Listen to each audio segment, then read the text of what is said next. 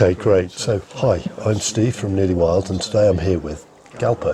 Yes. Galpo, what's your full name? My full name is Tawa Galpo Baiji. Baiji is my family name, and we also say it's the caste in Nepali version. Right, Yes. right. So, for those of you who haven't caught on, big mountains behind us. We're actually here in Nepal, and Galpo is from an area called the Dolpo area Yes, of yes. Nepal, and we've just had a really good couple of weeks together, learning all sorts of things. But Galpo's been my, I suppose, cultural guide, amongst other things, telling us all about the Dolpo area. One of the things that's been really interesting that you and I have spent quite a lot of time talking about is the relationship with wildlife, particularly in your culture and religion, and that's the Bon religion. Could you just tell us a little bit more about that? Yes, Steve. So, Bompo is said to be the oldest religion in of Tibet, and that the old Bompo used to be, more of a shamanist, let's say a shamanism kind of religion that the people used to, where it involved people, sacrificing other animals and then, using the blood of other living beings to worship their deities and the gods. But there were among those people, there were some people who thought this was a bad idea or it was a negative thing for a religion, and they wanted rather a peaceful way of doing things in a way. So and then in that communities and then age or time, Dombashira Miwo, the Buddha of Yungdungbon religion, kind of refined those people out of the whole Bompo, and then he refined those people and then made started, or let's say established a different religion named the Yungdung Bompo, which is the current Bompo that we follow. Okay. And then and that religion is much like all the Buddhist sect. We don't believe in harming any other being to worship our deities, let's say. And then we believe in gratefulness, kindness, and then virtue, and do more neglect, and then decrease the sins, and do activities which will be more virtue, create more virtue in the world. Yes. So that's interesting. So one of the things that we've been talking about is therefore, because of that relationship, how you see the natural world and your place within the natural world and with nature as a whole. Yes. I wonder if you could tell us a little bit more about that, because that feels quite important, and it's fundamental to a lot of the other things that we've talked about. Yes. So the Yungdungbon people, or let's say Bompo in common, they have been residing, living, and then civilizing in the nature itself. Yeah. The most of the people they mostly rely on livestock and agriculture, and they are so much connected to this, to the nature and the environment. And then we believe that the Bomba people, let's say, believe that like we own our livestock, we have our agriculture to sustain our living. Yeah. The landscape, the areas, the nature, and then the wildlife, and then the vegetations, they have some territorial owners of them as well. So we believe like those trees, the forest, streams, lakes, they are like owned by some spiritual owners, which we call the Yulsas, or in common Shidaks. Right. Shidaks meaning owner of certain things, and we believe that that certain spiritual things own them, and we grow up, we also use the same resources from them, and that's where our connections start, because they are the forest, the water, they are owned by other spiritual things, and we need to use them for our living as well. So we need to, while we cultivate our agricultural fields, or we use firewood, or we want to take the timber woods for building houses, we need to take the permissions from the Holy Lama, because we believe that the Holy Lama has that spiritual connection with all those spiritual owners of that territory, and that is why that is where the connection starts with the nature. So it's almost like nature has rights too. There's a representation for nature through the Lama. Yes. Yes.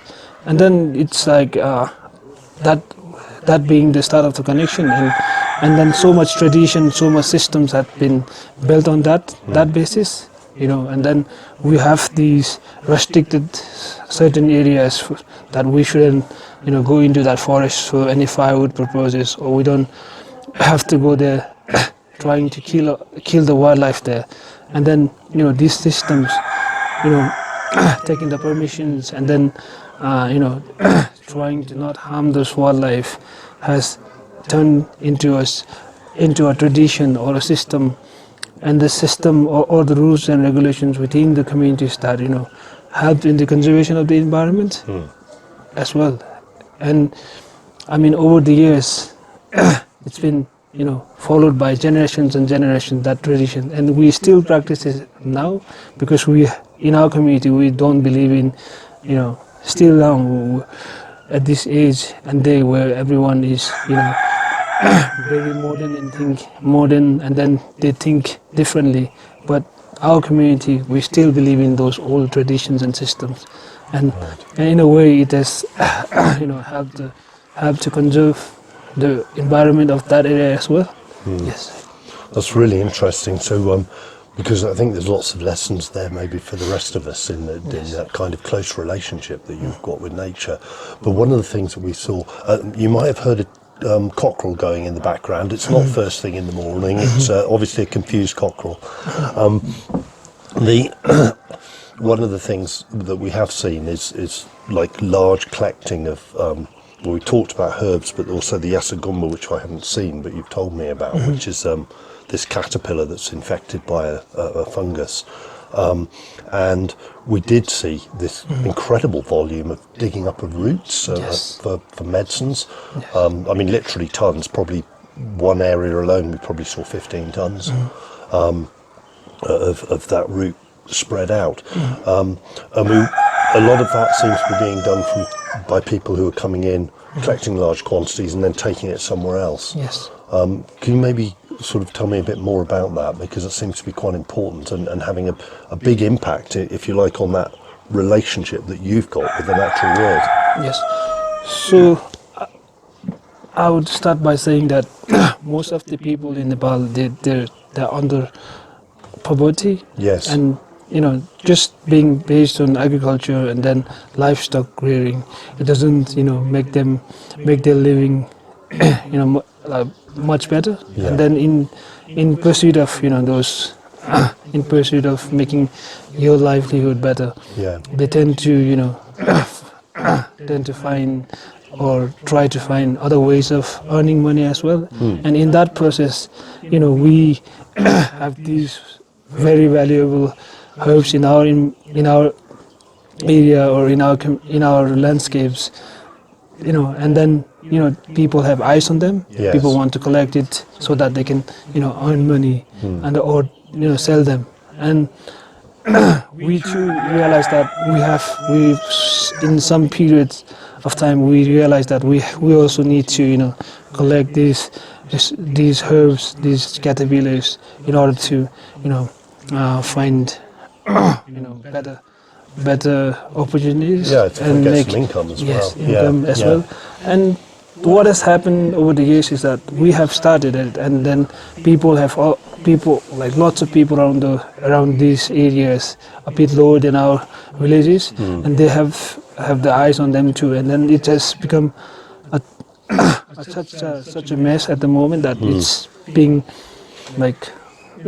overpicked, overdubbed, and then the herbs are the collection of those herbal plants are done in such an unmanaged way that it has now it has started to affect the environment and the local communities as well, because they also live, they also have their livestock to think Yeah. to think about, the agriculture to think about, and then the environment and then the water sources to think about. And these activities over the years has affected the whole environment, and then you probably would be affecting the whole community in the longer run, I guess. Yeah. Yes. So one of the things you pointed out is that obviously many of the people that are now doing it on this kind of really basically commercial scale, Yes. coming in from somewhere else, and the other thing is that they're not going to be impacted by the results of the actions, Yes. and your community would be impacted. And you were explaining to me that there is obviously we haven't said, but it's within a national park area. Yes. So there is a licensing scheme, Yes. but the volumes now are becoming really quite impacting on your community. Yes. So the volume, the way it is collected, and then the factor of it, the host being used and collected in a commercial way, people trying to come in and then bringing lots of people with them, and then that has affected us, because we know the values of that herbs, and we can collect them as well, but we kind of has the responsibility to think about our future as well. If we collect in such a way that it's hampering the environment, it's polluting the water sources, and it's destroying the grasses that the livestock will graze in the winter and in the summer. We have these things in mind that has stopped us, and that restricts us from getting involved in those mass collections of the herbs, because we also we have to think about it in the longer run. But now what is happening is people down below who have no idea about those consequences come there and then collect it in such a mass way that is hampering the whole thing. And like you have seen, they are cutting down trees, they are destroying pastures, they are leaving the waste, and it's only going to hamper the local people there, the local community there, and it's a sad thing to be happening at the moment. So there's a couple of things I think that are really important there. One is the fact that in an area like we're talking about, it's so important to come to the local community and talk to people like yourselves. And I know that you personally have spent a lot of time trying to raise awareness of some of these issues. And secondly, even if people aren't following the Bon religion or believe in the same things, the fundamental principle that you have of trying to live and work in tune with the natural world seems something that we should all be doing and following. I have something else as well, Galpo, that I wanted to ask you about, which is I know in one of your roles in trying to sort of support this relationship between people and nature, you're involved in the Snow Leopard Committee, which is part of a buffer zone committee, which is the area surrounding, if you like, the core part of the national park. Yes. So it's a snow leopard conservation committee. Right. We have like 4 such committees including 3 in the Dolpo. Yeah. And where you see like the mass, the way you see like the bigger density of snow leopards. Yep. And the sort of works that we do is, do the previous surveys of the snow leopard, and the other thing is we do this livestock insurance scheme, which is relief or a compensation fund given to the people whose cattle or livestock gets killed by the snow leopard or any other wildlife. So in this insurance scheme, what we do is we collect certain but very low amount of premium from the livestock owners. Yes. And then and then there is a fund that is supported by WWF and the National Park in coordination with each other, and then that fund is kept in the bank in a fixed deposit account. Yeah. That's it. And then we also when we collect that premium from the livestock owners, we also keep that premium in the fixed deposit, and the interest generated from that premium amount collected from the livestock Yeah. owners and the fund that is given by the and the interest generated from Yes. that amount, we combine it together, and then if there is any sort of wildlife damage or the livestock's owners have their insured cattle get killed, they would get certain or it's a first aid relief kind of thing. Yeah. Like just instant relief fund that Yeah. is given to them. It might not be very very huge amount, but Sort very of 5, small. 10%, Yes, something like 5-10%. Yeah, Let's say yeah. sometimes it's just with the number. It depends, and it also depends on the number of cases. Yes. If yeah. there are like a lot of cases, then we have to settle to give them like 2.5% of the market value of that particular livestock. So it's basically a community-owned insurance scheme. Yes. And it's paying that small percentage Yes. back. And you said as well, because of that though, that you were also then able to help people with the paperwork for the Yes. government program, Yes. the Nepal Yes. government program, which gives them another aspect, Yeah. another element of compensation as well. Yes. So the Nepal government has this like that in certain with the same aim or objective. Let's say they have these wildlife damage relief guidelines. Yes. From which they kind of give relief funds or compensation with incidents related to like wildlife all over Nepal. Yeah. And the number of national parks and then wildlife reserves or conservation area in Nepal is there are so many such areas and the national parks, and then the conflict, and then the conflict between human and wildlife, Yeah. and then the wildlife damages. Sorry, I'll just step to the side.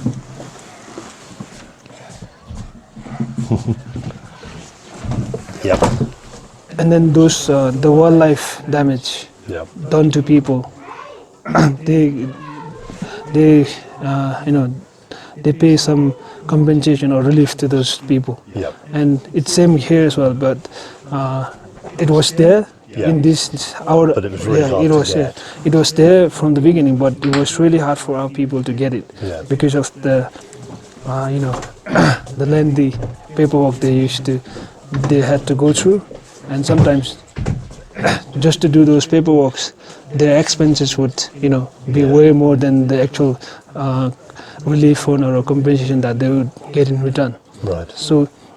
So with the LIS scheme, and we working as local resource person or the coordinator of LIS, we have, while we give those victims those relief funds, we also make them go through certain paperworks.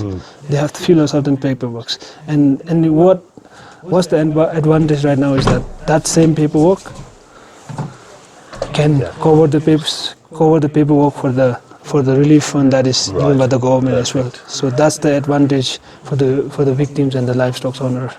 Perfect. Based on this. Yeah. So that gets me thinking about one other aspect of all of this, which is I know, and because I've been with you when you've been out in the field talking to people and trying to raise awareness and talking to the people that are doing the harvesting, and we've talked about the fact that there are permits given for that harvesting, but maybe there isn't enough communication and discussion with the local community. And great respect for what you do in trying to raise awareness and challenge some of this. I had one question really, which is that with the emphasis being on snow leopard, now for obvious reasons, I mean it's internationally really important and a rare animal, but when you look at it within the whole, a lot of what you've talked about is the ecosystem, the natural world as all one, and people in that. And it's almost like certain aspects of that have been highlighted by National Park or whomever. Does that lead to a bit, almost an overemphasis on some things? Because it feels like there's a big emphasis on maybe animals being killed. Well, presumably animals have always been killed. Yes. and yet, there's more and more and more harvesting of things like these roots Yes. and other things. So it feels a bit like some of that's gone a bit out of balance now. I just wondered whether you have any thoughts on that, really. Yes, obviously it's like, yeah, I mean, snow leopards are, as you've done, like you said, it's an endangered species around the world, and then we also feel like the emphasis, like it's the emphasis on the snow leopard is quite bigger than the rest of the wildlife, or less of the issues that are that are there in our communities, and then inside the national park areas. But we do understand that the emphasis given to the snow leopard, because we kind of know how the conflict between Yeah. people and snow leopards, Yeah. the situation that was there before, Yeah. and then the the retaliation rates towards the snow leopard was in a level where people now thought that giving the snow leopard conservation, that it should be given more emphasis. Yeah. And we understand that as well, but in our view, and in our communities, we don't really put more emphasis on just one thing. Yeah. It's just like we want to conserve the whole environment. Yes. And whatever there is, we don't we don't want to just focus on some wildlife, and then neglect about don't care about another thing. Yeah. We just want to conserve the whole thing, and that is I think that is something to do with our religion as well, because our religion says that, and like I've said before, it's a tradition that has come out of following that religion. Yes. And it's continued. But but the other thing I want to say is, like, when these mass collection of herbs happen, they are certainly killing the livestock as well. Right. And like we have literally seen, like those activities done by those people have killed our livestock. Yeah. Yeah. And yeah, there are some recorded cases as well. People literally, chasing them away from where they are grazing, and then they've certainly died of hunger or anything, or in some cases the livestock have eaten those herbs, and then the herbs are they should be eating in a very small amount. Yeah. But when they dig they it get out, access to much more. yeah, and then Yeah. they take it out, and then they leave in the open. They would eat it, and then it kind of overdoses the livestock, and they die on the spot. Yeah. And we lose them. But then we always feel like we should be asked. Yeah. We should be, the local community should be Excuse me. the local community should be asked first. Yeah. If asked for in a way, if they would allow some people to come in, they should ask the community people first about if it's okay to let them collect or not, because in a lot of ways I think it's affecting the local community, and the consequences has to be again bared, or should be faced by the local communities as well. Yeah. No, I think it's really interesting, Galpo, and you've raised so many issues, and so many more than we can talk about now when we've been out in the field as well, because I know I've seen myself some of the wider impacts of poaching some of the wild animals as well for food, cutting trees and using the trees for drying the things that people are collecting, just leaving rubbish and waste around, a whole range of different things. But I think what fundamentally comes back to those same two key points again, doesn't it? The one is, always there should be far greater discussion with the local communities around the best ways of managing. Yes. And the second is just how your particular religion and cultural way of life is so closely intertwined with nature that maybe there's some really important lessons there for those of us all over the world to think more about. So I think that's been really interesting, Galpo. I just wondered whether you had any other thoughts you wanted to share. So yeah, I want to mention a couple of things because for us it's like whatever issues that we have, it's kind of connects with the national park, Yeah. the formation of the national park in our area, and then the activities or the walks done by the national park. But I feel like it's good to have a national park that is, conserving and doing works to conserve the environment as well. But then the relationship with the with the people. I mean, they should focus more on strengthening that relationship between themselves and the local people. Yeah. Because we have those purpose and committees who are responsible to do those things, but while forming those buffers and committees, national parks officials or the national park should give more importance to the local people who have this knowledge, who know about the consequences of like various activities. I think they should probably prioritize having those people in these buffers and committees, like for people who'd really love to lead those, and in that way I think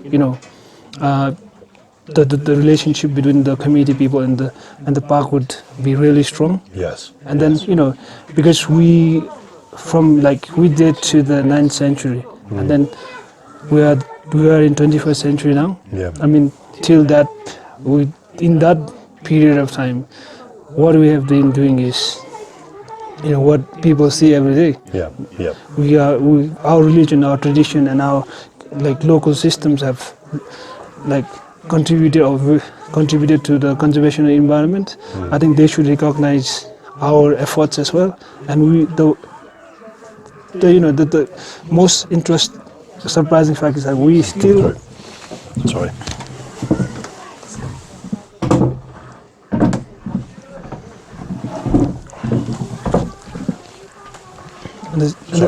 And the surprising fact is that we still practice those traditions, we still practice those rules and regulations. But now, when people come there to do these, unwanted activities, we have no authority or power to stop them.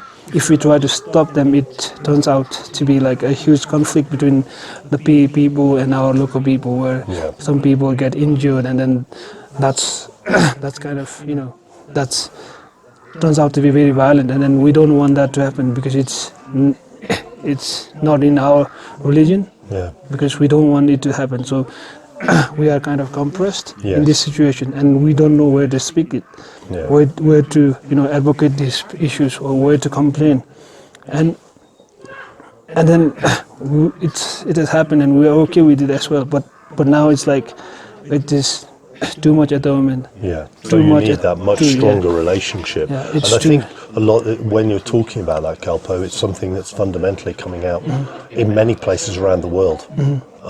That if we're going to set up structures like national parks or conservation areas or whatever they might be, we need to have a very clear and strong relationship with the local communities that are effectively the first group of people that are going to be impacted by any change.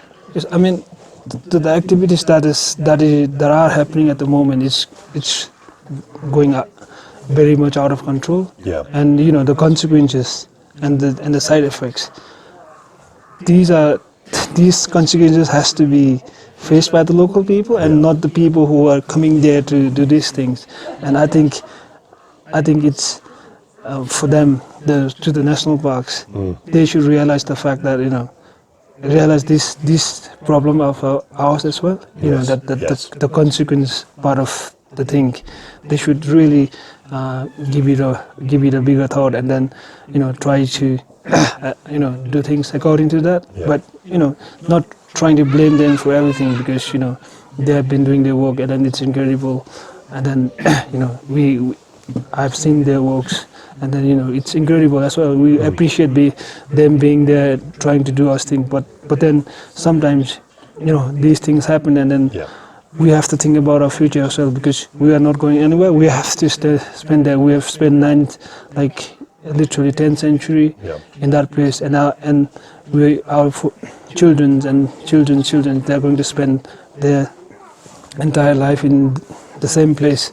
So we have to think about them as well. And I think that's that kind of things. I think the national park should care a bit more about.